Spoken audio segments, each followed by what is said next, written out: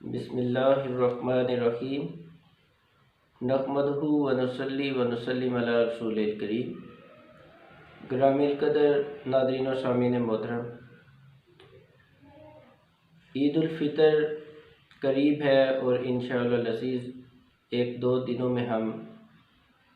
اللہ کے حکم سے عید الفطر منائیں گے۔ عید الفطر کی جو رات ہے، اس رات کو لیلۃ الجائزہ کہا جاتا ہے، یعنی انعام کی رات۔ دوستان ذوقار، یہ رات جو ہے یہ بڑی قبولیت والی رات ہے،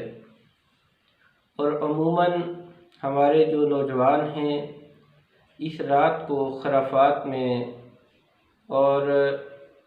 بازاروں میں اور خوش گپیوں میں گزار دیتے ہیں۔ اس طرح ہماری یہ جو 29 یا 30 دن کی جو ریاضت ہے، روزوں کی شکل میں، عبادت کی شکل میں، قرآن خوانی کی شکل میں، وہ اس رات کو ضائع ہو جاتی ہے۔ تو میں اتنا عرض کرنا چاہوں گا کہ اس رات کو بھی ہم اگر عبادت میں گزاریں، اللہ کی یاد میں گزاریں، تو ہم اپنے 28، 29 یا 30 دن جو ہم روزے کی شکل میں گزارتے ہیں اس کے انعام کو پا سکتے ہیں۔ تو دوستان ذوقار، اس رات کی جو فضیلت ہے، نبی کریم علیہ السلام نے ارشاد فرمایا کہ جس نے عیدین کی رات طلب ثواب کے لیے قیام کیا، اس کا دل اس دن نہ مرے گا جس دن لوگوں کے دل مردہ ہو جائیں گے، یعنی بروز محشر اس شخص کا دل زندہ رہے گا جو عیدین کی راتوں کو، عید الفطر اور عید الاضحیٰ، ان کی راتوں کو جو بندہ قیام کرے گا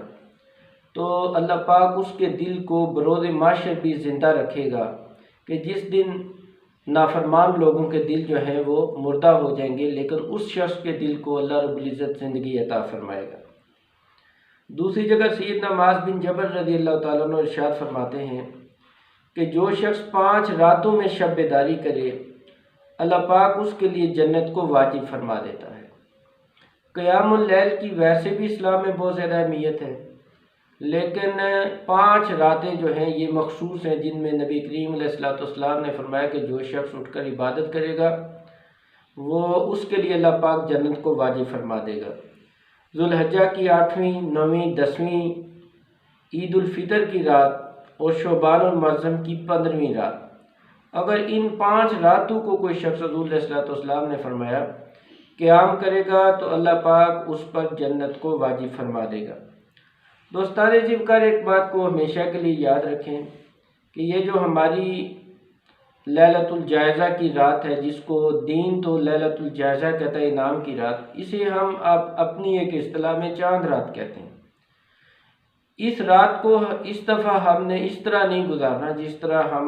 معمول کی رات کو گزارتے ہیں، بلکہ اس رات کو بھی ہم نے قیام کی صورت میں، رکوع کی صورت میں، سجدے کی صورت میں اور قرآن خوانی کی صورت میں گزارنا ہے۔ دوسری جگہ نبی کریم علیہ السلام کی ایک اور حدیث پاک بھی ہے اس کے متعلق، فرمایا کہ 5 راتیں ایسی ہیں جن میں دعائیں رد نہیں ہوتی۔ چونکہ آپ نے 29 دن روزے رکھے، 30 دن روزے رکھے، عبادت کی، ریاضت کی، اور اللہ رب العزت اب چاہتا ہے کہ آپ اس سے کچھ مانگیں، تو یہ جو 5 راتیں نبی کریم علیہ السلام نے فرمایا کہ ان راتوں کو اللہ پاک جو ہے وہ دعاؤں کو رد نہیں فرماتا۔ ایک جمعہ کی شب کو، دوسرا رجب کی پہلی رات، شعبان المعظم کی 15ویں رات، عید الفطر کی رات اور عید الاضحیٰ کی رات، یہ 5 راتیں ایسی ہیں جن میں ہماری دعائیں قبول ہوتی ہیں۔ آج ہم بہت سے مسائل اور پریشانیوں کا شکار ہیں۔ وطن عزیز پاکستان اپنی جگہ مسائل کا شکار ہے، معاشی تنگی ہے، لوگوں کے معاملات گھروں کے ٹھیک نہیں ہیں، گھروں میں ناچاکی ہے، پریشانیاں ہیں، بہن بھائی ایک دوسرے سے جدا ہیں، اور بالخصوص اس وقت جو ہمارے لیے ایک مشکل مرحلہ ہے وہ ہے کرونا وائرس کی شکل میں ایک وبا جو وطن عزیز پاکستان پر اور عالمی دنیا پر آج چھائی ہوئی ہے۔ یہ بھی بڑی ایک اذیت ناک وبا ہے۔ تو اس کے لیے ہمیں ضرورت کیا ہے؟ ان سارے مسائل کا حل اللہ رب العزت کے پاس ہے۔ انسان ایک اپنی محدود کوشش میں کوشش کر سکتا ہے۔ محدود صلاحیتوں کے مطابق کوشش کر سکتا ہے، لیکن نتیجہ پھر بھی اللہ کی ذات پر ہے۔ اللہ رب العزت نے ہماری پریشانیوں کو دور کرنا ہے، ہماری اذیتوں اور تکلیفوں کو دور کرنا ہے، تو اس لیے استدعا ہے کہ ان راتوں کو، بالخصوص عید الفطر کی یہ جو رات ہے، اگر ہم یہ اللہ کی عبادت اور ریاضت میں گزاریں گے، تلاوت کریں گے،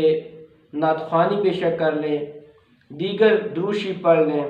تو یہ کچھ عبادت کرنے کے بعد جب اللہ سے مانگیں گے تو نبی کریم علیہ السلام نے فرمایا کہ یہ جو 5 راتیں ہیں، یہ راتیں اللہ پاک کے ہاں دعا کی قبولیت والی راتیں ہیں۔ تو اللہ تعالیٰ سے دعا ہے کہ اللہ رب العزت یہ جو راتیں ہیں یہ ہمارے لیے عبادت کی راتیں بنا دے، ہمیں ان راتوں کو عبادت کرنے کی توفیق خاص نصیب فرما دے۔ تھوڑی سی کچھ چیزیں، سنتیں اور آداب جو ہیں وہ عید الفطر کے بھی آپ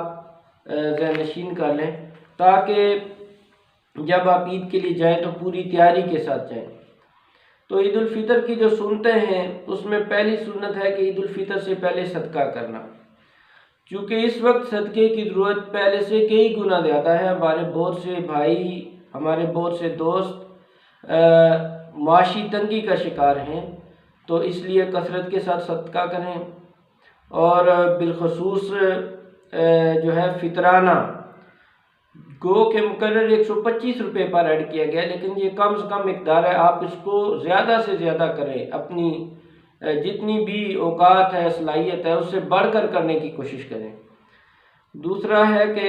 غسل کرنا، یہ بھی سنت ہے عید الفطر کی۔ اچھا لباس پہننا، خوشبو لگانا، کوئی بھی میٹھی چیز یا تاک کھجوریں کھا کر گھر سے جانا، عیدگاہ میں جا کر نماز ادا کرنا، پیدل جانا، اپنے عزیز و اقارب کے ساتھ جانا، یہ بھی نبی کریم علیہ السلام کی سنت ہے۔ راستہ بدل کر جانا، یعنی جس راستے سے گئے اس راستے سے پھر واپس نہ آئیں، واپس کسی دوسرے راستے سے آ جائیں، اور تکبیرات پڑھتے ہوئے جانا، اللہ اکبر لا الہ الا اللہ واللہ اکبر وللہ الحمد، یہ تکبیرات پڑھتے ہوئے جانا، یہ عید الفطر کی سنتیں ہیں۔ اللہ پاک سے دعا ہے کہ اللہ پاک اس عید کو ہمارے لیے واقعتاً عید بنائے اور ہماری خوشیوں میں اضافہ فرمائے۔ اس وقت عالم انسانیت اور عالم اسلام جن مشکلات کا شکار ہے، اللہ پاک ان مشکلات سے ہم سب کو نجات عطا فرمائے۔ وما علینا الا البلاغ المبین۔ شکریہ۔